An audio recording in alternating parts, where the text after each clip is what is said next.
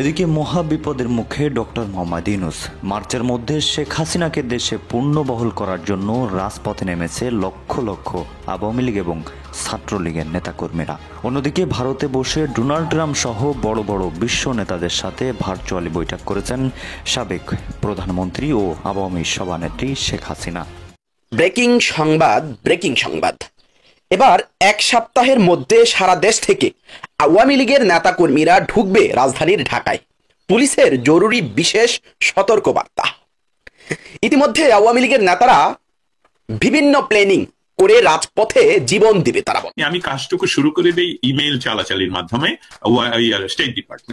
State ডিপার্টমেন্টকে আমি যে প্রশ্নগুলো সংক্ষেপে লিখেছিলাম, তারা খুব যত্ন সহকারে এবং তাদের স্ট্যান্ড বাংলাদেশ এবং আমাদের বলবো ইন্ডিয়ান সাবকন্টিনেন্ট তথা শুধু সাউথ ইস্ট এশিয়া নয়, ইন্দো প্যাসিফিক জোনে তাদের স্ট্যান্ডের কথা তারা আমাকে জানান, যেটা হয়তো। দর্শক, দেশ প্রবাস দূরে কিংবা কাছে বসে যারা আমাদের দেখছেন, আশা করি সবাই ভালো আছেন। দর্শক, খুবই গুরুত্বপূর্ণ একটা সংবাদ, তাই সবাইকে রিকোয়েস্ট করছি ছোট্ট করে সবাই একটু ভিন্নভাবে আজকে সংবাদটির দিকে খেয়াল করুন। দর্শক, এবার মার্চের মধ্যে শেখ হাসিনাকে দেশে পূর্ণবহাল করার জন্য রাজপথে নামার ডাইরেক্টলি ঘোষণা দিয়েছেন আওয়ামী এবং ছাত্রলীগের লক্ষ লক্ষ বললে ভুল হবে, কোটি কোটি তাদের কর্মীরা। রীতিমতো শেখ হাসিনা বাংলাদেশে ফেরার জন্য বড় বড় বিশ্ব নেতাদের সঙ্গে বৈঠক করেছেন এবং সেই বৈঠক থেকে ফাইনাল যে ডিসিশনটা এসেছে সেটা আপনাকে চমকে দিবে শুনলে।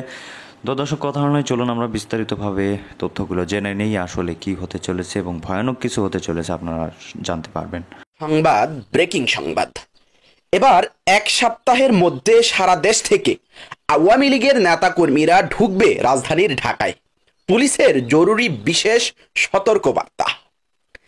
ইতিমধ্যে আওয়ামী লীগের নেতারা বিভিন্ন প্ল্যানিং করে রাজপথে জীবন দিবে। তারা বলছে ইতিমধ্যে আওয়ামী লীগ একটা প্ল্যানিং করেছে। প্ল্যানিংটা হচ্ছে গ্রামগঞ্জ, থানা, ইউনিয়ন, ওয়ার্ড পর্যায় থেকে প্রতিটি ইউনিট থেকে 200 থেকে 250 জন নেতাকর্মী ঢাকায় ঢুকবে। ঢাকায় ঢুকে অন্তর্বর্তীকালীন সরকারকে পতন করবে, এমন একটা প্ল্যান করেছে আওয়ামী লীগ। সেই প্ল্যানিংটা টের পেয়ে গিয়েছে গোয়েন্দা সংস্থা, সেই প্ল্যানিংটা টের পেয়ে গিয়েছে পুলিশ প্রশাসন, অর্থাৎ অন্তর্বর্তীকালীন সরকারও সেটা টের পেয়ে গিয়েছে। এবার পুলিশ প্রশাসন এবং অন্তর্বর্তীকালীন সরকার সেটা টের পেয়ে পুলিশের জরুরি বিশেষ সতর্ক বার্তা ইতিমধ্যে প্রতি থানায় থানায় চলে গিয়েছে। দর্শক, আগে থেকেই আমি কিন্তু বলে এসেছিলাম আওয়ামী লীগ কয়েকটা প্ল্যান তৈরি করেছে। Panel A, panel B, panel C, panel D, এভাবে 8 থেকে 9টা প্ল্যানিং তৈরি করেছে। আওয়ামী লীগ সুযোগ খোঁজা শুরু করে দিয়েছে সাপের মতো। যে সুযোগটা আওয়ামী লীগ পাবে সেদিকেই আওয়ামী লীগ ছোপর মারবে, এটাই সত্য, এটাই বাস্তব। তো দর্শক, দেশের রাজনীতিতে উত্তেজনাপূর্ণ পরিস্থিতি সৃষ্টি হয়েছে। গোপন সূত্রে জানা গেছে যে শেখ হাসিনাকে দেশে ফিরিয়ে আনার লক্ষ্যে আওয়ামী লীগ এবং তার সহযোগী সংগঠনের প্রতিটা ইউনিট থেকে কমপক্ষে 200 থেকে 250 জন তৃণমূল নেতাকর্মীকে আগামী এক সপ্তাহের মধ্যে ঢাকায় আসার জন্য নির্দেশ দেওয়া হয়েছে। তো দর্শক, আওয়ামী লীগের কার্যক্রম প্রতিরোধে পুলিশের বিশেষ নির্দেশনা, অর্থাৎ আওয়ামী লীগের নেতাকর্মীদেরকে বলা হয়েছে শেখ হাসিনা বাংলাদেশে ঢুকবে, তোমরা তৃণমূল পর্যায় থেকে প্রতিটি ওয়ার্ড, প্রতিটি ইউনিয়ন, প্রতিটি থানা, প্রতিটি উপজেলা, প্রতিটি জেলা থেকে তোমরা 200 থেকে 250 জন করে নেতাকর্মী ঢাকায় ঢুকো। শেখ হাসিনা এক সপ্তাহের মধ্যেই দেশে ফিরবে, এমন নির্দেশনা আওয়ামী লীগের পক্ষ থেকে আওয়ামী লীগের নেতাকর্মীদেরকে দেওয়া হয়েছে। এই নির্দেশনাটা পুলিশ অন্তর্বর্তীকালীন সরকার টের পেয়ে গিয়েছে। তো দর্শক, আমি পুরো প্রতিবেদনটা, পুরো রিপোর্টটা পড়ছি। পুলিশের পক্ষ থেকে কি কি নির্দেশনা দেওয়া হয়েছে খুবই গুরুত্বপূর্ণ, যারা আওয়ামী লীগের নেতাকর্মী আছেন তাদের জন্য খুবই গুরুত্বপূর্ণ। আমি পুরো রিপোর্টটা পড়ছি। আওয়ামী লীগের কার্যক্রম প্রতিরোধে পুলিশের বিশেষ নির্দেশনা। এটা আমার মনে হয় পুলিশের মানবাধিকার লঙ্ঘনও হয়, কারণ আওয়ামী লীগ তো নিষিদ্ধ সংগঠন নয়। যেহেতু আওয়ামী লীগকে নিষিদ্ধ করা হয়নি, তাহলে আওয়ামী লীগের প্রোগ্রামে, আওয়ামী লীগের কর্মসূচিতে কেন বাধা দেওয়া হবে? যাই হোক, আমি সেদিকে বলবো না কথা। খবরে বলা হচ্ছে দেশের রাজনীতিতে উত্তেজনাপূর্ণ পরিস্থিতি সৃষ্টি হয়েছে। গোপন সূত্রে জানা গেছে শেখ হাসিনাকে দেশে ফিরিয়ে আনার লক্ষ্যে আওয়ামী লীগ এবং তার সহযোগী সংগঠনের প্রতিটি ইউনিট থেকে কমপক্ষে 200 থেকে 250 জন তৃণমূল নেতাকর্মীকে আগামী এক সপ্তাহের মধ্যে ঢাকায় আসার জন্য নির্দেশ দেওয়া হয়েছে। এই নির্দেশনার পরিপ্রেক্ষিতে আওয়ামী লীগ সরকারের বিরোধী কার্যকলাপ প্রতিরোধে প্রয়োজনীয় ব্যবস্থা গ্রহণের জন্য নির্দেশ দেওয়া হয়েছে। এছাড়া আওয়ামী লীগের বিরোধী কর্মসূচি প্রতিরোধে চট্টগ্রাম পুলিশ সুপার কার্যালয় থেকে নিম্নলিখিত নির্দেশনা জারি করা হয়েছে। আমি নির্দেশনাগুলো একটু আপনাদেরকে শেয়ার করছি, পড়ে শোনাচ্ছি।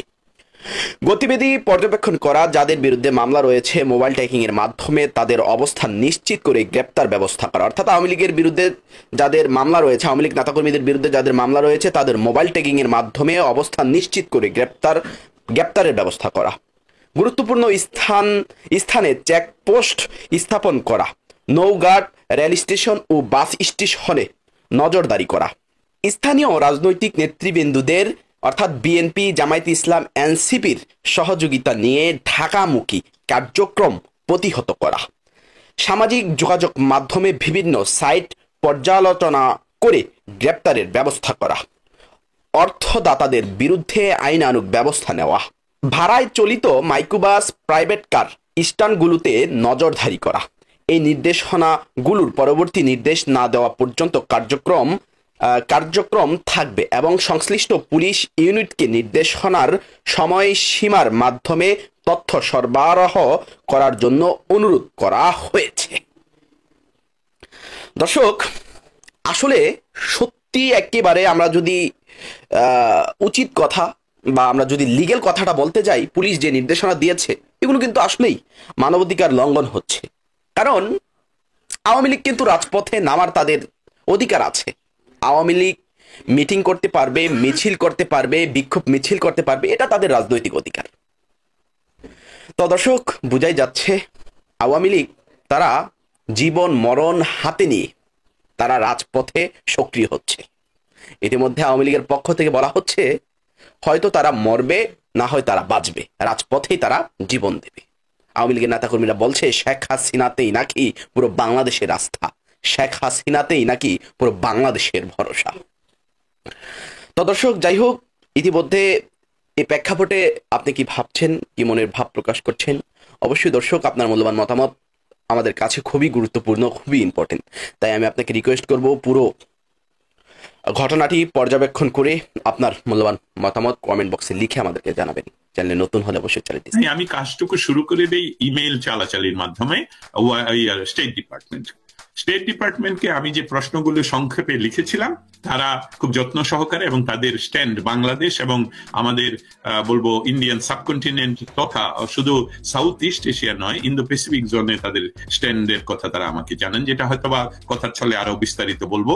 কি যে গতকালকের বিষয়টা দিয়ে শুরু করি। যখন সাংবাদিক প্রশ্ন করেন প্রেসিডেন্ট ডোনাল্ড ট্রাম্পকে বাংলাদেশ সম্বন্ধে, সেই কথাগুলো সেখানে সুস্পষ্ট, একেবারেই সুস্পষ্ট। বাংলাদেশে মানবাধিকারের লঙ্ঘন হচ্ছে, আমাদের ডক্টর ইউনুস কি করছে, সমস্ত কিছুর পরিপ্রেক্ষিতে যে ডিপ স্টেটের কথা বলা হয়েছে, USAID-র কথা বলা হয়েছে, সেখানে যেভাবে তিনি শুরু করলেন ডোনাল্ড ট্রাম্প, সেখানে কিন্তু এই বিষয়টা আমাদের এখানে অ্যানালাইসিস করতে হবে, গভীরভাবে বুঝতে হবে উনি কি বলেছেন।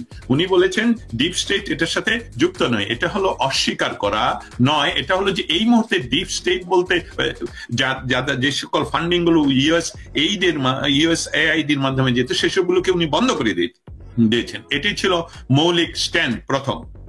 দ্বিতীয়ত, বিষয়টা যখন বাংলাদেশ সম্বন্ধে, তখন সেখানে উনি কিন্তু এই অল্প কথায়, যেটা আপনার কথা আমি রিপিট করছি, যে অল্প কথায় কিন্তু উনি বলে দিয়েছেন বাংলাদেশ, আমি পড়ে দেখেছি এটা 1000 বছর ধরে তারা একসাথে কাজ করছে। তার মানে আমাদের 1000 বছরের ইতিহাস সে পড়ে আসছে, সাংস্কৃতিক ইতিহাস। আমরা যে এই বিরাট ভারতবর্ষের আদি প্রাচীন অঞ্চল যেখানে সভ্যতা, সেই সবগুলো নিশ্চয়ই মেনশন করা হয়েছে। কিন্তু ফাইনালি যেই কথাটা উনি বললেন, যেটাকে নিয়ে এখন যারা এটাকে আসলে মিসগাইড করতে চান, ইন্টারপ্রেট বা অন্য দিকে নিতে চান বা অন্য কোনো ভাবে এটাকে উপস্থাপন করতে চান, তারা বিভিন্নভাবে বলছেন। কিন্তু উনি সুস্পষ্টভাবে ইংলিশে উচ্চারণ করে বলেছেন, I will lead Bangladesh to the prime minister. এই বিষয়টার কোনো ক্রমেই আপনি বলতে পারছেন না যে এই প্রশ্নটার উত্তর দেওয়ার জন্য, কারণ ওনাকে অন্যান্য প্রশ্ন যখন করা হয়েছিল আমার সামনেই, তখন বলছেন এই প্রশ্নটার উত্তর আসলে প্রাইম মিনিস্টারের জন্য। হ্যাঁ, প্রাইম মিনিস্টার আপনি বলুন। আর এখানে বলা হয়েছে যে বাংলাদেশের বিষয়টাই আমি প্রাইম মিনিস্টারের উপর ছেড়ে দিলাম। তার সাথে সাথে উনি স্বপ্রণোদিত হয়ে, যেটা আমাদের সামনে এখন ভিডিও নেই কিন্তু আমরা ভিডিও আপনাদেরকে সরবরাহ করতে পারবো, ওনারা স্পেশালি ইন্দো প্যাসিফিক জোন সম্বন্ধে মেনশন করে বলেছেন যে ইন্দো প্যাসিফিক জোনে কোনো ধরনের সার্বিক, সারা পৃথিবীতে তো তারা এটা চেষ্টা করছে, এই মুহূর্তে যেহেতু সেখানে বাংলাদেশে এই উগ্রবাদ তথা ইসলামী টেরোরিজম বেড়ে যাওয়ার সম্ভাবনা দেখা যাচ্ছে ইউনূস সরকারের মাধ্যমে, সেখানে উনি মেনশন করে বলেছেন, প্রেসিডেন্ট ডোনাল্ড ট্রাম্প বলেছেন যে ইন্দো প্যাসিফিক জোনে ইসলামিক টেররিস্টদের মাথা চারা দেওয়া আমরা কোনোভাবেই বরদাস্ত করব না। আমরা এই দুই দেশ মিলে, আমার বন্ধু হেসে দিয়ে বলছেন, আমার বন্ধুর সাথে, বন্ধু পিএম মোদির সাথে আমার এই কথাই হয়েছে যে আমরা সার্বিক বা এই অঞ্চল নিয়ে এই কাজগুলো করব। আপনারা জানেন যে বিষয়টা শুধু দ্বিপাক্ষিক বাংলাদেশ নিয়ে কথা নয়, আরো হাজার ধরনের কথা হয়েছে। এবং স্টেট ডিপার্টমেন্টের উত্তর কিন্তু আমার কাছে ছিল এক্স্যাক্টলি যেটা আমি এক সপ্তাহ আগে মোদি, প্রাইম মিনিস্টার মোদি এখানে আসার আগ থেকে আমি বিষয়টা নিয়ে শুরু করি এবং একটা জিনিসকে আসলে জানতে চাচ্ছিলাম যে সরকারের এই স্টেট ডিপার্টমেন্ট থেকে হোয়াইট হাউস পর্যন্ত এই বিষয়টা পৌঁছে কিনা। সত্যি পৌঁছে গেল। কারণ হলো যে না হলে ডোনাল্ড ট্রাম্প কেন বাংলাদেশ সম্বন্ধে পড়বেন, এবং আমাকে যে উত্তর ইংলিশে তারা পাঠিয়েছে, যেটা আপনার কাছে আমি শেয়ার করেছি এবং আপনিও ফেসবুকে দিয়েছেন বা সোশ্যাল মিডিয়াতে দিয়েছেন, ওইখানে স্পষ্ট করে লেখা যে হ্যাঁ আমরা জানি বাংলাদেশে টার্গেট করে আওয়ামী লীগের সম্পত্তি ধ্বংস করা হচ্ছে এবং তাদেরকে নাজেহাল করা হচ্ছে। আমরা বাংলাদেশ সরকারকে আহ্বান জানাচ্ছি যাতে করে মানুষের মৌলিক অধিকার, মানুষের সমাবেশের অধিকারগুলো তারা সমুন্নত রাখেন। সেই সাথে আরেকটা কথা মেনশন করলো যে যারা সেখানে আপনারা আন্দোলন করছেন, রাস্তায় নামছেন, তারা আপনারা সহিংস হবেন না, সেই কথাও বললো। এবং আমরা এই অন্তর্বর্তীকালীন সরকারের সাথে আমাদের ডায়ালগ চালিয়ে যাচ্ছে যাতে দ্রুততম সময়ে সেখানে নির্বাচিত কোনো ব্যবস্থার মাধ্যমে সেখানে কোনো গণতান্ত্রিক পরিবেশ ফিরে আসে। অতএব সম্পূর্ণভাবে এই ট্রাম্প প্রশাসন বাংলাদেশের অবস্থানটা তাদের কাছে সম্পূর্ণ ক্লিয়ার। সেখানে কি হচ্ছে ক্লিয়ার। আমি শুধু মেনশন করতে চাই, যখন মোদি, প্রাইম মিনিস্টার মোদিকে মেনশন করে বলেন যে বাংলাদেশের বিষয়টা উনি দেখভাল করবেন, সেখানে বাংলাদেশে কি একটা বিষয় হচ্ছে এই মুহূর্তে 5ই ফেব্রুয়ারি থেকে হান্ট। কি হান্ট হচ্ছে? Devil hunt. আমরা ডেভিল খুঁজে পাবো কোথায়? তো সেখানে মানুষ খুঁজতে হবে। মানুষ ভালো থাকে, মন্দ থাকে।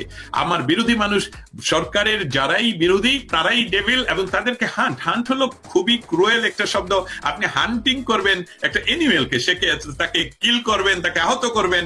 আমরা এমনকি ফিশ ধরতে গেলে হান্ট বলি না, ফিশ ক্যাচিং বলি, ফিশকে আদরের সাথে। কিন্তু এখানে বলা হচ্ছে বাংলাদেশে। অতএব মোদি সরকার এবং ডোনাল্ড ট্রাম্প যদি দেখেন বাংলাদেশের আর্মিরা বাংলাদেশে তাদের নিজের মানুষকে হান্ট করছে, তাহলে আমার দৃঢ় বিশ্বাস, ইতিমধ্যে অনেক অ্যানালাইসিস পাওয়া গেছে যে বাংলাদেশের দ্রুততম সময়ে, যেটা আমার সহ আলোচক মেনশন করলেন, যে নির্বাচিত সরকারকে এইভাবে হটিয়ে দিয়ে মেটিকুলাসলি ডিজাইন করে জাস্ট একটা ডাকাতির মতন, হয়তোবা এই সরকারকেই, যেটা নির্বাচিত সরকার, তাকেই ফিরিয়ে আনতে হবে এই পথে।